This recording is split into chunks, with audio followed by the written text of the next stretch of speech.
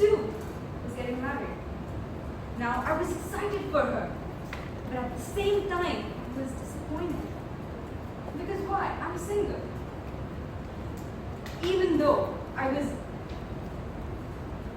excited that she was getting married, I was disappointed that she was single.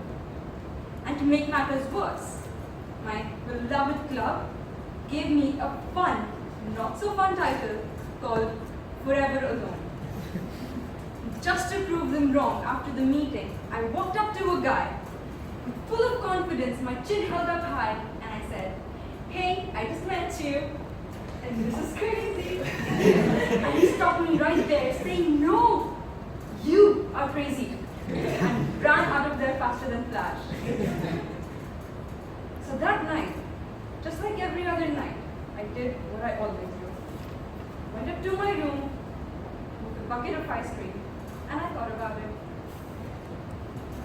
That is when I realized that if you're single, doesn't mean that no one loves you. It only means that God is writing your ever after, even though He's writing it extremely slowly. Now, I went up to a friend of mine and I told her about this incident, that this happened and he ran out of there and I'm really upset. And she told me that, "Hey, it's gonna be okay. You know, everyone's got someone for them." So she suggested me with a very bizarre idea.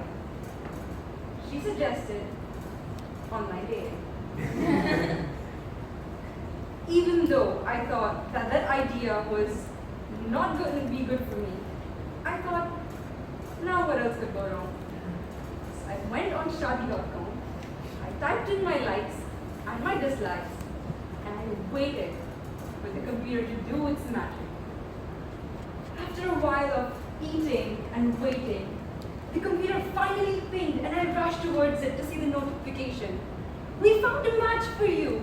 99% similarity. Location? Pluto." Now, heartbroken, I went to my friend again and I told her what happened. And she came up with another one of her bad ideas. She set me up on a blind date. Ladies and gentlemen, let me tell you one thing about the human brain. It's an amazing organ. It will work 24 hours a day since the day you were born till the day you die. Except when you're taking an exam or you're talking to a really cute guy. And that is when, ladies and gentlemen, I could only think about the weather condition in 5 different countries and ice skating.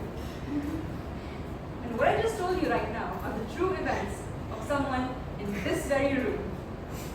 I'm not going to take any names, but it's around Madam President. After numerous failed attempts, I realized that the last time I was someone's type was when I was donating blood. Never again. Even though there are 7 continents, 8 planets, and more than 6 billion people in the world, I'm still single. I bet even Cupid, when he sees me from there, doesn't know what to do. You know, I thought about it. So what if I'm single? So what if the guys that I like call me sister? Because hey, at least they don't call me bro.